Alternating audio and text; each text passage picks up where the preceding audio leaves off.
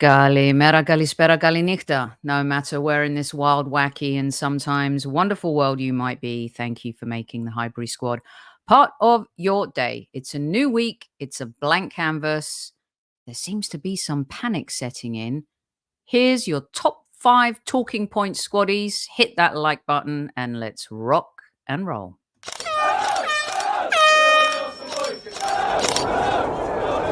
Mind the gap between the train and the platform. Please stand clear of the discussion doors. The next stop is Highbury Squad.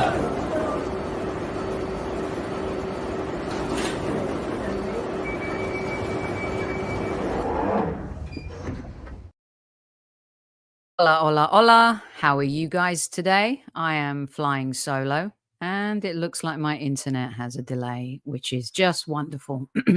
Absolutely epic. It's a good job that I have an image driven show for you this evening. Squaddies, at ease, everyone. Hope everyone's had a good week, a good weekend, spending good times with your friends, family, and loved ones.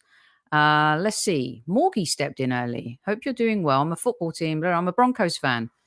Yes, they are toilet paper, but I do support the Broncos as well. So good evening to you, Morgie, and thanks for joining. Our Chief Like Officer, Tammy. Squaddies, remember to hit the like button on the way in. Subscribe if you haven't already. Lynn is here as well. Always good to see you, Lynn. We hope you're feeling well and better with every single day that comes. For those listening on replay, and many of you will be, thank you for taking time out of your day to listen to the show. PW, good evening. How are you? Galispera Diganis. Tammy welcoming everybody as she does. Carol is here. Ian is here. Ian and Carol, thank you as always for watching and supporting. I hope that you are all having an epic day. So let's start talking, shall we? By the way, I am trying to figure out a little bit the schedule. As you've seen, like we're going out mostly Mondays, Wednesdays, and Fridays, and the women's show may be pre-recorded or done live.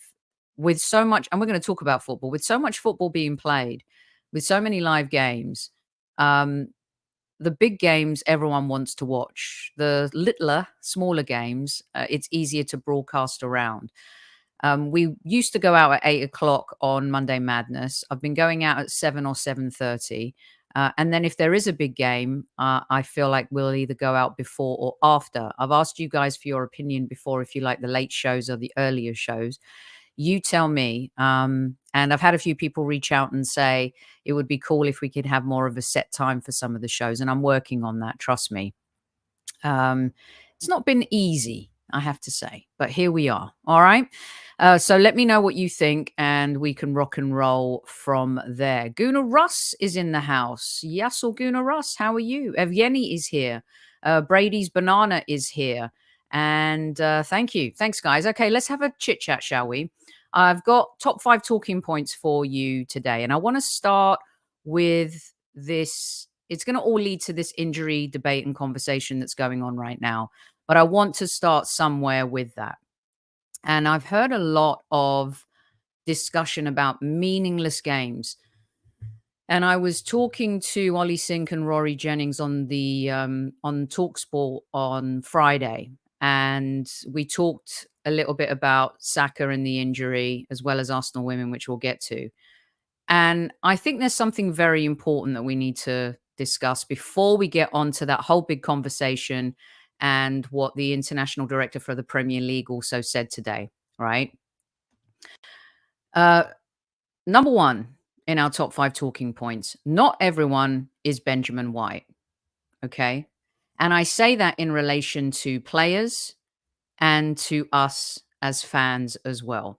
Now, some of you will say, yeah, of course, not everyone is Benjamin White. He's so cool. We love him. I'm not talking about that. I love Benjamin White. But not every player is Benjamin White when it comes to playing for their country. Now, we don't know what the Benjamin White situation is, and we're not going to speculate what that is. But even though there has been a change in terms of the England setup, Benjamin White has still chosen not to play for his country, and he has every right to do that. But not every Arsenal player, and I'm just talking about our club, is like Benjamin White. And you fans, okay, and the conversation that I had on TalkSport was this narrative that has built about meaningless games. They may be meaningless to you. They may be meaningless to the media. They may be meaningless to some pundits, but they are not meaningless to these players. I mean, especially if you look at a player like Zinchenko, who through football has actually been able to uplift the spirits of his country together with his teammates. When you think about that, try telling David Raya that these games are meaningless. Now, I know the Euros are different to the Nations League, but they're sportsmen. And at the end of the day, whether you play for the Lionesses, the Three Lions, you play for Spain, Ukraine, you try telling a Brazilian player that these games are meaningless.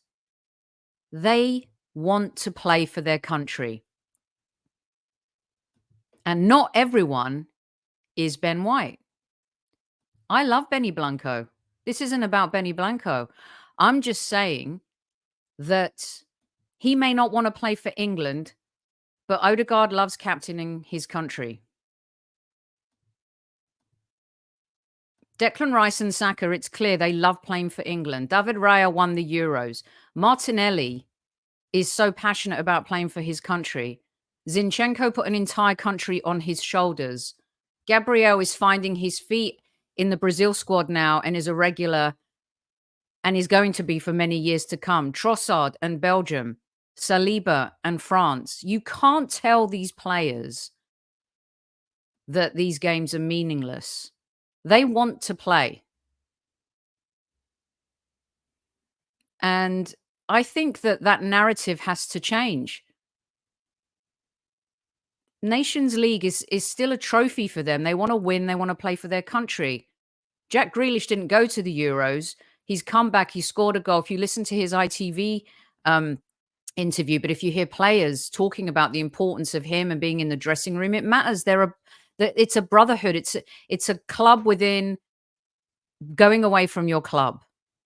And I feel like a little bit of society too. Football does mirror society, you know. This lack of respect for international football is huge. And I know a lot of people are going to come at me about that, but playing for your country matters. It's still important where you come from, whether it's through family lineage, whether you were born there. Blame the right people. Let's not question the clubs letting players go or not calling them back if they get an injury. Let's not do that. And finally, Matteo Morreal, the International Relations Director for the Premier League, has stated that legal action is the only option as they allege FIFA have failed to consult properly regarding football fixtures. That quote coming directly from Sky Sports News. Don't upset Vinny about it either. Instead of taking the passion and it being stripped from players and fans, let's point the finger at the right people. It's not about having a lack of passion for your country playing. It's because these players have been taxed so much. So much has been taken from them. It was actually Vespa. Magic. Welcome. Vinny does agree. Internationals, after the season. Listen, I think Arsene Wenger suggested that internationals should be done over a month period and you knock it all out. And I don't think that's such a bad idea. Regardless, playing for your country is a choice. Playing for your club is your job, which must come first, and they pay your wages. Yes, they pay wages, and maybe there should be something looked at that if a player gets injured, the FAs are culpable for some of that and for some of those costs. Players get bonuses as well when they play for their country if they win trophies. You know, I understand, but what I'm saying is we can't blame players and we can't blame clubs for not pulling players from international duty. It is down to the player if he wants to play for his country, if he's chosen to play for his country. Mikel Arteta can't tell Saka not to go. He can suggest wisely, and we've all talked about the dark arts rising and how we need to be much cleverer about how we handle that situation. But I just wanted to start off by talking about the importance to players in these situations and how it's very difficult to tell them that they can't play or encourage that. And there's another international break coming in November. And yeah, we lost Odegaard in the first round. We've lost Saka and potentially Martinelli. But at the same time, Arsenal fans, I ask you, why so serious? Okay. Now, maybe you've come to the wrong show tonight if you were expecting complaining about injuries, having the fear of, oh, the season might be over if we don't have Odegaard and Saka. I think we've coped okay with Odegaard. I don't think we're better without Odegaard. I'm just saying that we've coped without Martin Odegaard. Now, as the season goes, I'm not saying that's going to be beneficial to us. Of course it isn't. But the spine of the team is still there. It is. And I ask seriously, like, why so serious? Saka is a world-class player. It's difficult to replace Saka. Odegaard is a world-class player. He's our nucleus. Everything good goes through Odegaard, but we have also proven that we can win without him. And I do believe we beat Manchester City without Saka as well. The spine of this team is still there. And I think players need to step up. You know, of course, we haven't seen the best of Mikel Merino. He's coming back from injury. The emergence of Calafiori is incredible. And most of you will say, so if we're talking about the problems going forward, is Havertz okay? How long will Saka be out? Well, according to Lee Carsley, it wasn't so serious. And if there was more time, he probably would have played against Finland. The Martinelli issue is definitely a worry. The Havertz thing is very quiet, but Havertz is the most durable player on the team, probably.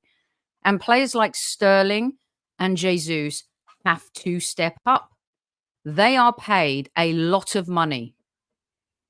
Chelsea are paying Sterling a lot of money, but we are paying Jesus a lot of money.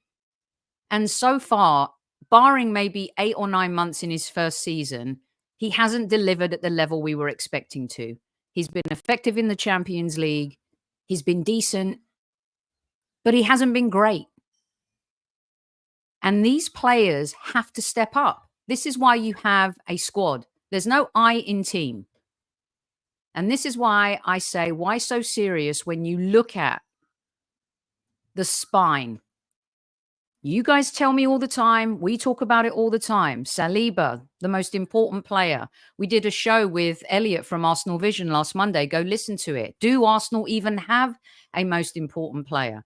And a lot of the times it's like, no. I mean, is it Saliba? Is it Declan Rice? Is it Odegaard? Is it Saka? Is it Havertz now? Is it the emergence of someone like, Timber? What is the most important thing? And you know what the most important thing is? And I come on to my point number 3. The most important thing, and this is coming from me, and you guys know my history, I've learned to trust Mikel Arteta. Some people may like to hear that or not. But I have learned to trust the manager. And before I get onto that, I'm going to get some of your comments up as well. Please hit the love button. Sophie, resiliently putting out amazing content for everyone day in, day out. No, you love me. Hit the like button, everybody. Do as Magic says. We just want them to be fit for our club, says Carol. Of course, 100%. International duty. Only James Bond takes that seriously now, Rich. How are England going to compensate us for losing Saka? I never said they will. I said perhaps it's a good idea. Internationals need to be less frequent. We all agree on that. We all agree on this as well. So please do so. Tony, the Nations League is That is gruff. Bring back normal friendlies and the home to you, they are. You think England were happy to lose that Nations League final? No. The United States played Mexico in the Nations League final here, and the passion for it and the insanity of the win of a border rivalry and what that meant to the players and what it means to the federation is huge. I hope you can see that maybe I'm playing devil's advocate here and I understand it, but at the same time, we've become so obsessed with, I don't like that the Premier League's become bigger than the World Cup or the Champions League has become bigger than, you know, the domestic. There are a lot of fans that would rather win the Champions League than the Premier League. I would like to win it just for bragging rights because we haven't, and that could prevent opposing fans from throwing darts at us. But you all complain about the money-making machinery and the Super League and all of that, but yeah, everyone loves the Champions League. And beware this new format. Is it a test run? Is it a beta test for a potential rerun at the Super League?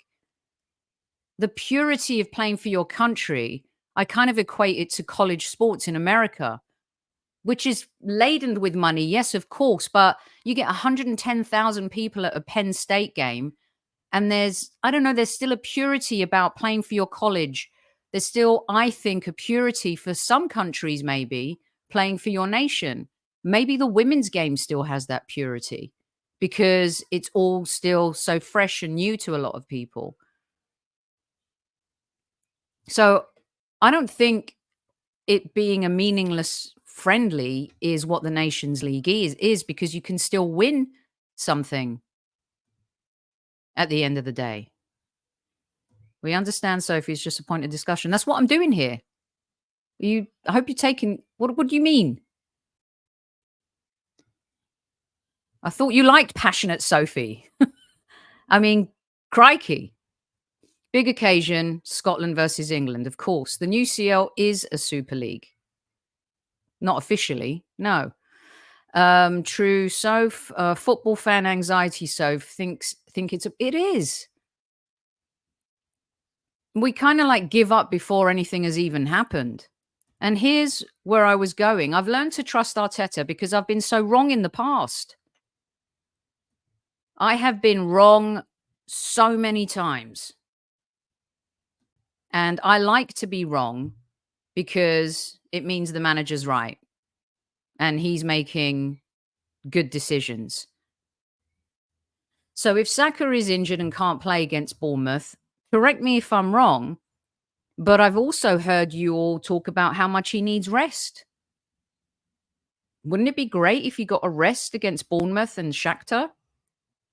Isn't that a good thing? Of course, it's not a good thing if he's injured, but now is an opportunity to rest him, to allow him recovery. And I trust Mikel Arteta because of the emergence of Waneri, Lewis Skelly. Do you think putting Lewis Skelly into a game like the Manchester City one doesn't indicate how much he trusts in particular those two players? I'm not talking about the Bolton game and all the kids that played and came out and having a goalkeeper that's I'm old enough to be his great-grandmother. But you have to trust that we have a squad and a team, and we have emerging players.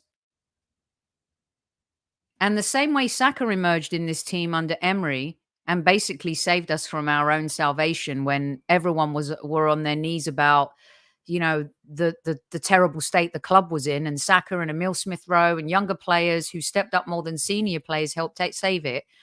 We're not there now. We might be challenged with injuries, but you also have to believe that why can't they emerge like Saka has? Why can't they play?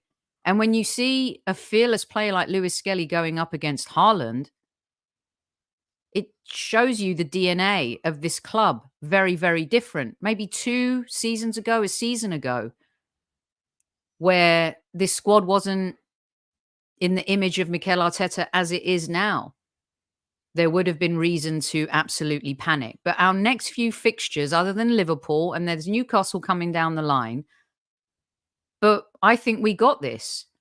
And I think that young players like Waneri and Lewis Skelly are showing that there's a different DNA and players are ready to step up when the chips are down.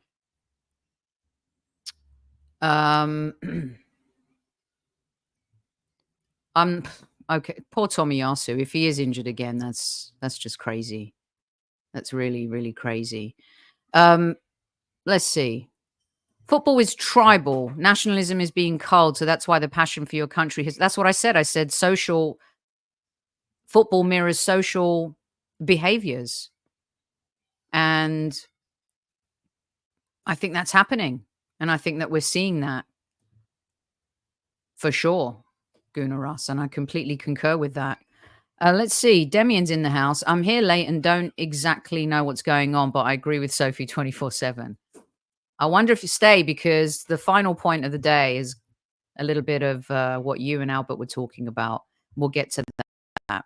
So do you trust Mikel Arteta? I've learned to trust him. Have you? And I've learned to trust him for all the reasons I just said. Okay. Let's see. Let's get on to my point number 3, which is a little bit of a sidebar, but I'm going to get to it. Okay, so not everyone is Benjamin White. We have players that want to play for their country and are happy to. And it's not a dig at Benjamin White. It's just the way it is. Let me know if you agree or disagree with that, because my 1 point AB, FIFA are to blame, not clubs or players. And hopefully they're going to be held to account with this news that came out today from the International Relations Director of the Premier League. And why so serious, Arsenal fans? We've got to trust and believe in the manager that he's got this and he's proven that he has in the past. I understand us being worried and I understand what a lot of football is doing to our club, but it's global. It's a global issue. It's not just us. And we've got to buck up. We've got to put on our big boy pants and we've got to play football. And we've got to learn to trust this team beyond the starting 11. And I think that we can. And I think that our next 2 fixtures for sure allow us the opportunity to do that. So I'm not ready to throw in the towel. And at the end of the day, it's still early. We're there. We haven't played great football. We haven't even played good football. Maybe 2 halves of really good football.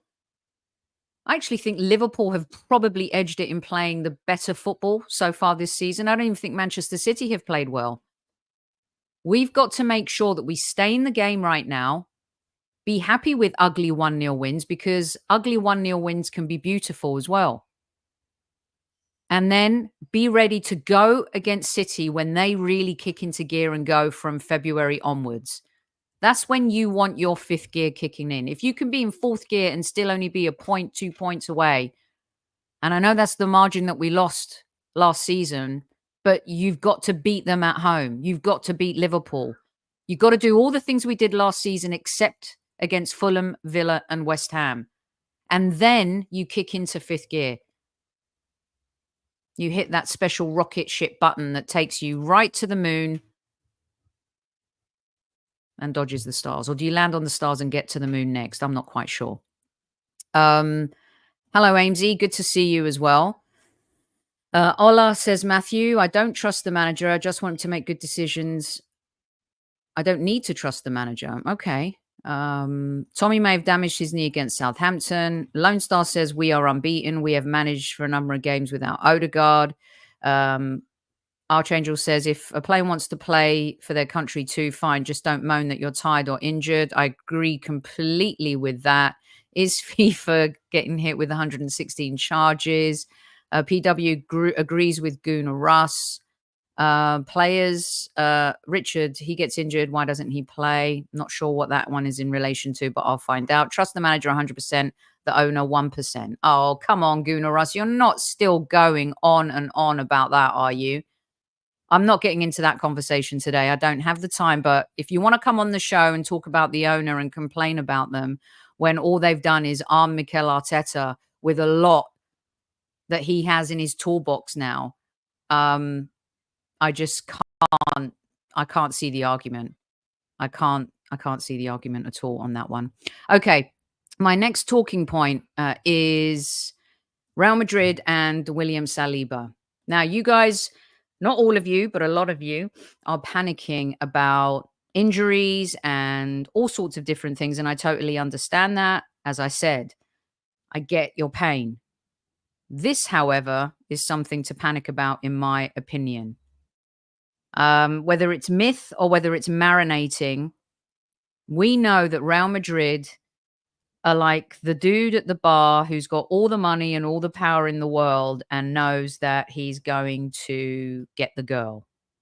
And it could be the powerful woman at the bar with all the money in the world, knowing she's going to get the guy. Because eventually Real Madrid get their person. And this, to me, is exceptionally worrying. He has, 2 years left on his contract? We should have given him a Chelsea-style contract. 150 years, sign here. So when we talk about injuries and all of that stuff, what has been our greatest strength so far this season? It's been the defense. It's been this partnership. These two guys. And Timber coming in, just playing at a totally different level in his position, whether it's left or right. David Raya, who I've eaten crow about. The defense has been immense. And we've got players now with a new DNA and profile. And it started when this partnership kicked in. And it's been our best partnership in 20 years. There's no doubt about that. So when I hear stories like this, I panic. William Saliba is not an Arsenal boy. I think he's become someone who's fallen in love with the club. And we've seen Highlanders leave, but that's because of opportunity, lack of, to start in the first team. Saliba's probably the first name on the team sheet together with Saka and Odegaard. Now, this Gunnar Russ, I believe, is a good conversation to have. Now, if he chooses to go, why would it be the owner's fault? Why can't he have the ambition to want to play for Real Madrid? You can't stop ambition. Owners can't stop ambition. And we've seen plenty of players leave our club for pastures new because of one reason mostly. We were a hot mess, there was no plan, and we didn't win at that high level. FA Cup's master pain and were a Band-Aid for a very, very long time. But if you want to keep players like Saliba and Gabriel and Odegaard and Declan Rice, you've got to win big trophies. But there are also some players that are built differently. I think Declan Rice is the type of player that will probably stay at Arsenal for the remainder of his career. Now, maybe I'm naive and I live in a naive world. But he's a London boy. It's a little bit different. It smacks a little bit different. There's always been rumours about Saliba and Real Madrid. You can't stop a player like going to Real Madrid, just like you can't stop a player who really wants to play for their country. But somehow we've got to figure out a way to keep this guy. We talked on this show a lot about how one day Arsenal are going to need to sell players they fell in love with and they love. And we've seen that already. It was hard to let Emil Smith-Rowe go, but we elevated the team and he didn't have a place anymore. It was hard to see Aaron Ramsdale go, but in the end, Mikel Arteta was right. He got a better goalkeeper. We've even moved on from Zinchenko in terms of talent. We've upped the game. Jesus, we've upped the game. There's certain players, though, that you lose them. You get 200 million, okay, you can rebuild, but are you going to find another Saliba? And football tells you that eventually, yes, you do.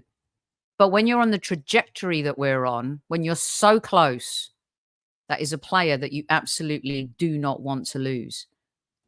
And so when we look at Real Madrid and their interest, this is something to panic about. If players want to go, they'll go regardless of contracts. If we want them to stay, we'll have to win big trophies now. And we will have to be willing, Archangel, to put our hands in our pockets and have and offer crazy, crazy money. Matthew, that's why they got to want it, because they have to win big trophies themselves. Yeah. It was hard to watch Calamity Chambers and Bob Holding stay. Money talks. Correct, Ian. Saliba used to support Arsenal as a boy. People are overly nervous because of PTSD. Correct, Jeffrey. And I certainly do suffer from PTSD. There's no doubt about that. Saliba won't stay if we win nothing. Success is measured by trophies. Lynn, at Arsenal, Saliba is a star. If he goes to Real Madrid, doesn't mean that he'll fit in so well as he does. At Arsenal, look at Mbappe. He's a classic example of going wrong already. Hold the mayo on that one. Saliba won't stay if we win nothing. Oh, yeah, I just read that. Okay, thing is, so if the profit is good, Saliba won't get a choice to stay. There is that flip side of the coin too. I feel like this is a really good discussion to have with my boy Tom Canton. Casey said, have ambition to win ECL and keeping players. That's why I don't trust them. And you know what? You are well within your right. You are well within your right. James Johnston, welcome. Saliba, it's a matter of time. It's a matter of when, not if. Saliba's not just a graceful player, but he's pretty good looking fella. Yeah, Perez loves, listen, branding, everything. Everything. And it's not going to be easy. It's not going to be easy at all. Lone Star wants to meet that powerful woman at the bar. Bill will only go for over 100 million. I love that. Hit that like button if you guys are enjoying the show. I'll keep reading your comments out.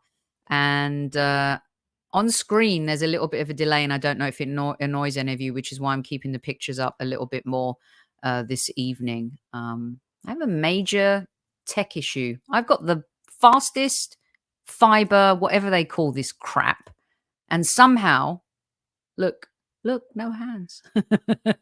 There's a little bit of a delay, and I don't want that to annoy you if you're watching on YouTube. If you're listening, and you don't have to look at my face, which is probably a good thing, you're winning tonight. No panic from my side. I believe that the bond is strong within this current squad, and I believe they're all in on one journey. Yeah, I do. But also, I mean, do we believe the rumors that Gabriel's head was kind of turned by Saudi, at one point? Money, when we're living in a world where the future is unknown, there's a lot going on, right? I know a lot of people right now who are struggling. I know a lot of people of my generation who are finding it difficult, to get a job.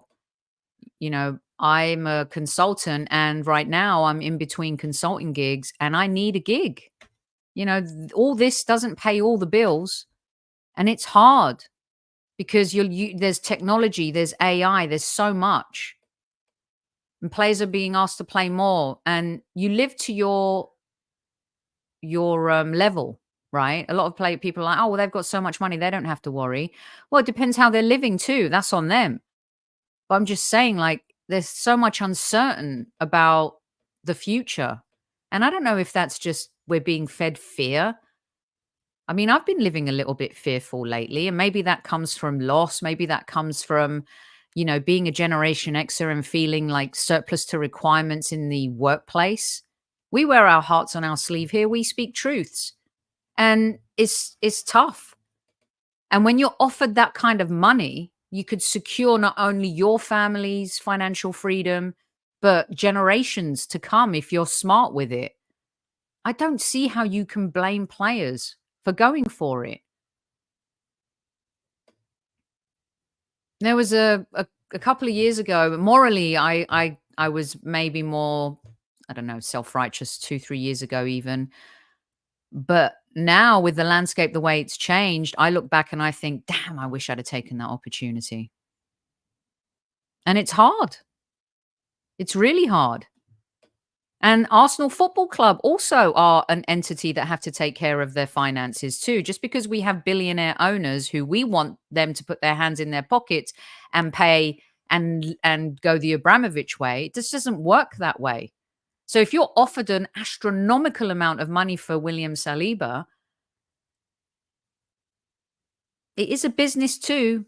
I know we look at it from a fan perspective, but I can see our point of view, their point of view, and the player point of view.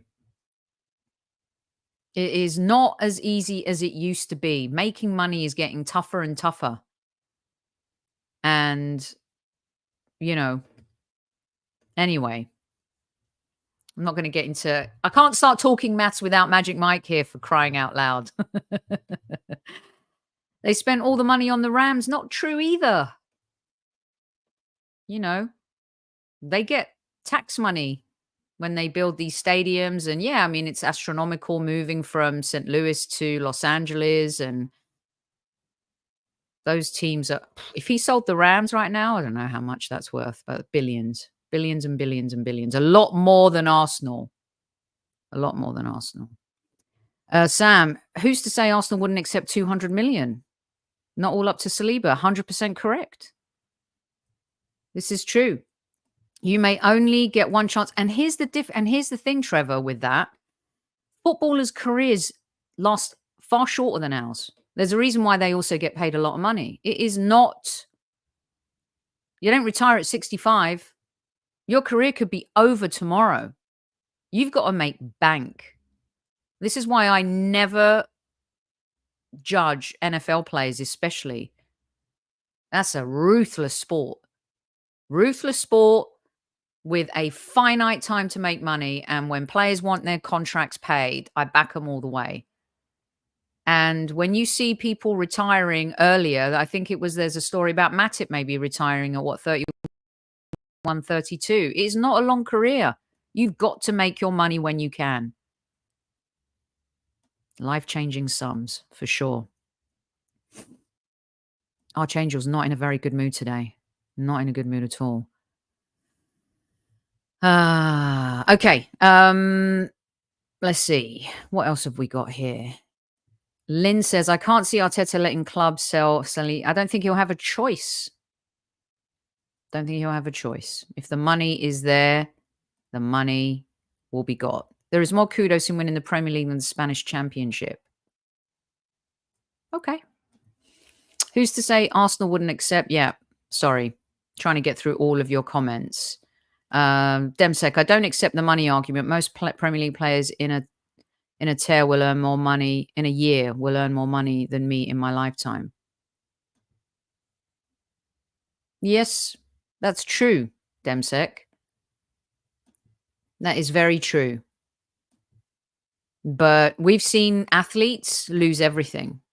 And that's on them. When you make so much money, be smarter with your money.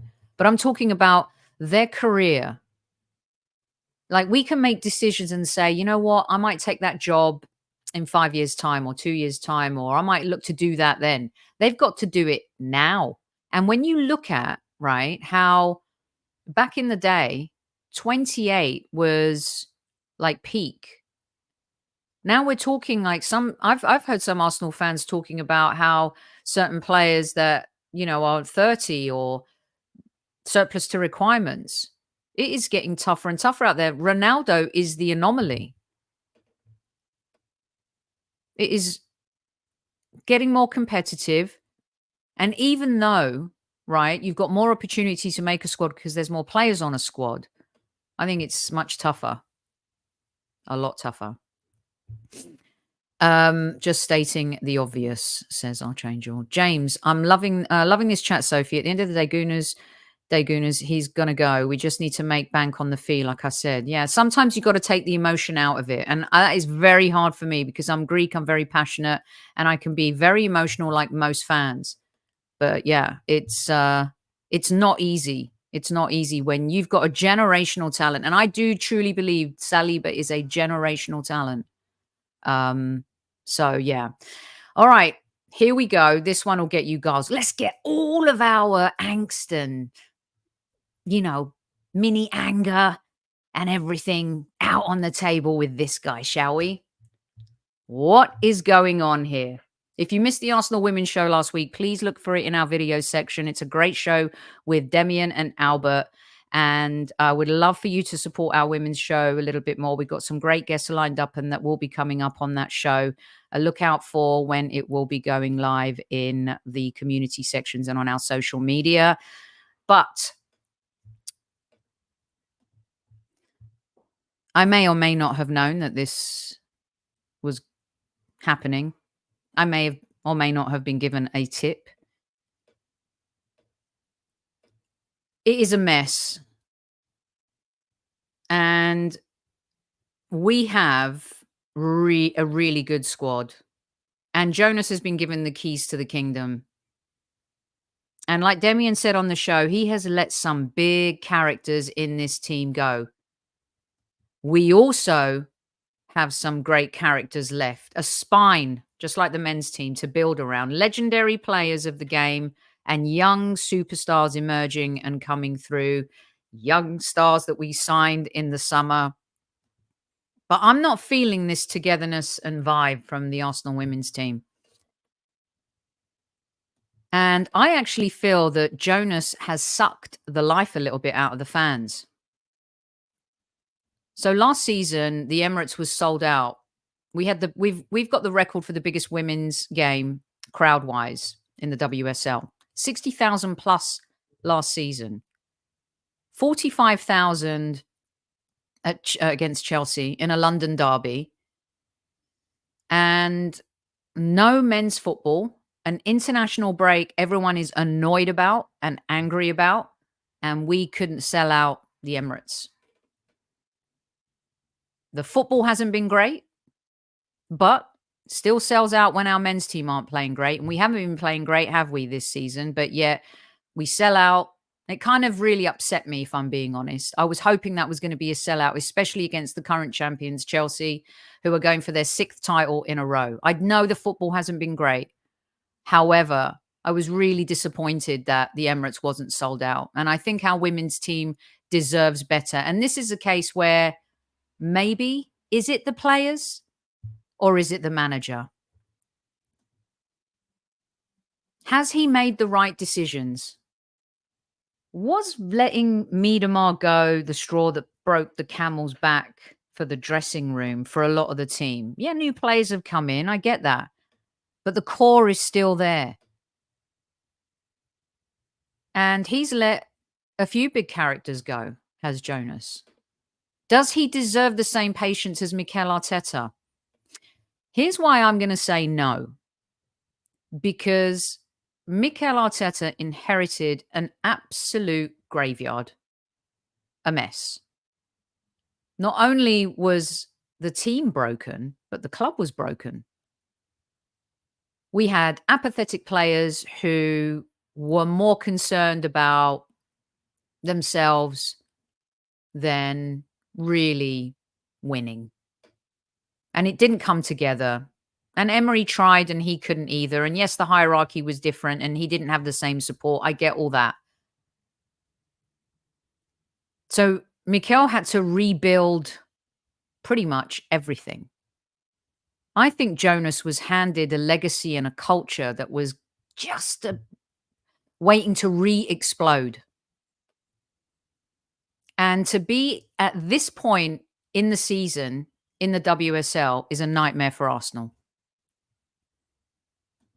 You cannot be this amount of points behind the leaders. It is so hard to make up the time. And I'm actually bummed that a little bit like Pep Guardiola, and I'm not saying, you know, she's Emma Hayes, but Sonia Bonpastor, the new Chelsea manager, the first ever woman to win the Champions League as a manager and as a coach, she would have been great for us. She has that Emma-esque chip, that Emma Hayes-esque chip. And I'm not sure Jonas has the strategic, tactical chip anymore. And yeah, she wasn't offered another contract, but the point is, Amesy, should she have been? And this was the question Demian asked. Can he work with big characters? Lynn says last season Jonas was being spoken about as a hero. Was he? He won the Conti Cup. He won the Conti Cup. We should be winning the WSL. This is the man I refer to a lot. Magic. Jonas keeps tinkering and it's not working. The team needs an identity. Correct. Sean thinks the players have turned on him when Viv left. Did she want to leave or was she pushed to make that decision in the end? She was definitely, when we kept her from going to Barcelona, I kind of agree with you here, Matthew. But she could have been convinced to stay. Arsenal was her club. Jonathan says the Cronkies will react to the attendance on the weekend. Jonas is on thin ice. The fans are not happy. Losing Viv hasn't helped. He's a goner, not a gooner. You can tell by the attendance on the weekend, fans don't trust Jonas. Really thin ice. Yes. We are assuming, we're going back to Saliba, assuming that he wants to go. Yeah. We are. We're not. We kind of talked about all three different points. Gunnar Russ says, I don't watch all the WSL matches, but the ones I have been underwhelming. The passing is slow and we're playing very slow. Yeah. And imagine you don't have an identity with the squad we have. Demian Arriaga, completely correct. Cass says, I must admit, to be fair to Jonas, the team should have at least drawn that game against Chelsea. They had enough chances, but it has been dire to watch this team. And in my opinion, the team is not playing for him. I agree with that. Listen, Stina was, an inch away from equalizing at the end, hitting the crossbar? That was painful. But confidence is everything, Cass. And a little bit like our players who were missing chances last season, confidence. There's this mental fatigue and fear that sets in sometimes, and you just don't have that same confidence. And I think confidence was, listen, on paper, Bayern Munich, we should not be losing 5-2 to Bayern Munich. Talk about PTSD kicking in. That PTSD from our men's team kicked in big time in that match. The WSL has definitely become more competitive. There's no doubt about that. But drawing at home to Everton? No, that's unacceptable. And yeah, a super save at the end of that game prevented us from winning. But did we miss chances? Perhaps, but we're not playing with confidence. We don't have that freedom that we've been used to seeing this team play with. And for me, I think Arsenal need to start planning because, like Cass said, I think it is, he may have lost the players. I'm not in the dressing room. I don't know. It's just my hunch. But it can't go on like this. And already behind the curve in the WSL, not performing in the Champions League, it's been really difficult. So let me know also in the chat, are you Jonas in or are you Jonas out? At this point, I might be Jonas out, and I'm not sure he deserves the same grace as Mikel Arteta because he has had the players to work with season after season after season. And I love winning the Conti Cup, don't get me wrong. But this is Arsenal women we're talking about. These are the trailblazers of women's football. And when I was watching that game and I saw that image, the camera panned to Vic Akers sitting next to Emma Hayes, I was like, wow, that's a legacy. That's a legend. That's a winner. That's a man who single-handedly, together with his players at that time, transformed women's football. We are the trailblazers. And right now, it's not going in the right direction. And I think something needs to be done before it's too late. Right. Let me get some of your last comments up here. We have too much quality to be languishing where we are. The ladies' team lacks creativity, and I don't know why. Is it the midfield? Partnerships? He tinkers too much. Look what Mikel Arteta has done, right? I put this slide up earlier. He has created partnerships. I mean, you feel like these two will go to the end of the earth for each other. Whether you guys think the shiny new toy in Calafiori deserves to be starting over Benjamin White or Timber over Benjamin White, don't forget about Benjamin White. I feel like people are selling Benjamin White down the river just a little bit. Like his Arsenal career is over. Calafiori is exciting, and there's no doubt about it. But defensively, you guys want to pick on Zinchenko. Let's have it right. Calafiori lacks a little pace. And if someone gets a half a yard ahead of him, you better best pray that Gabriel is there covering. Timber, baller. I would start him every single game if he is fit. And if I'm being honest right now, Benjamin White starts for me over Calafiori. I think Calafiori needs to grow into the league just a little bit more. But there's partnerships in the men's team.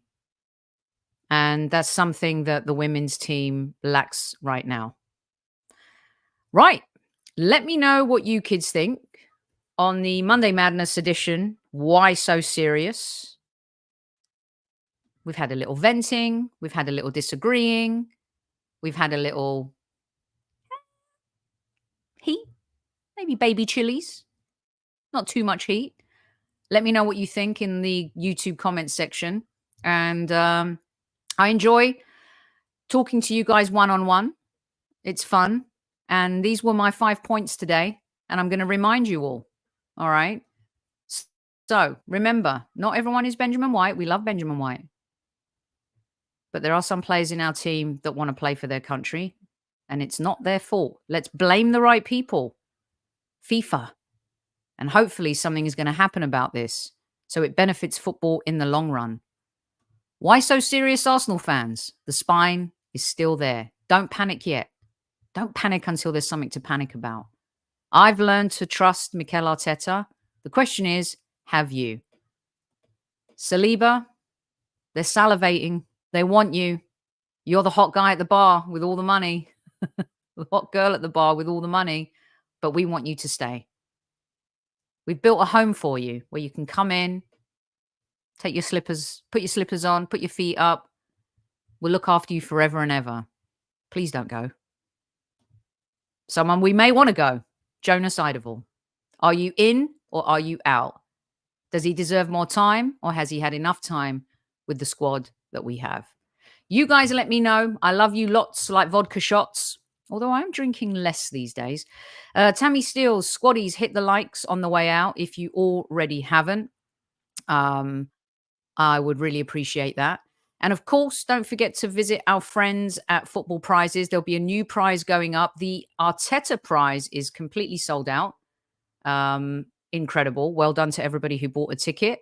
Visit footballprizes.co.uk. That auction will go live on Wednesday. Of course, don't forget to go visit Zenith Coins. You get 10% off your coin. A couple of new ones up and about. And we did a show on the Kevin Campbell Foundation last week. Please go check that out. Please follow the Kevin Campbell Foundation on X. You can follow them on Instagram as well. And you can also donate at thekevincampbellfoundation.com.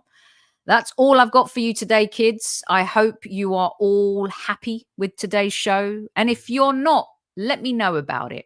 Because I love a good tete-a-tete. Right. That was my... I'm actually quite good at boxing. Maybe a boxing match one day. All right. Here we go. Enjoy the rest of your night. And I will see you on Wednesday. Keep your ears out. We've got Bournemouth coming up this weekend. It's a game that we must win. And I hope that you guys, until then, are safe and sound. And remember, don't forget to tell your loved ones you love them. At ease, squaddies, at ease. Thank you so much for continuing to support the show.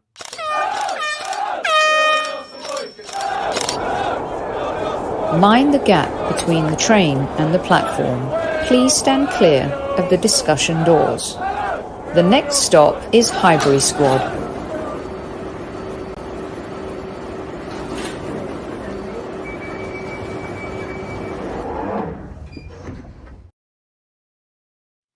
William, thank you so much for joining. First time. Keep coming back. We're nice.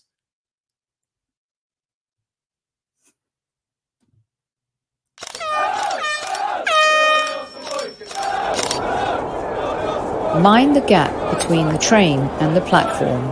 Please stand clear of the discussion doors. The next stop is Highbury Squad.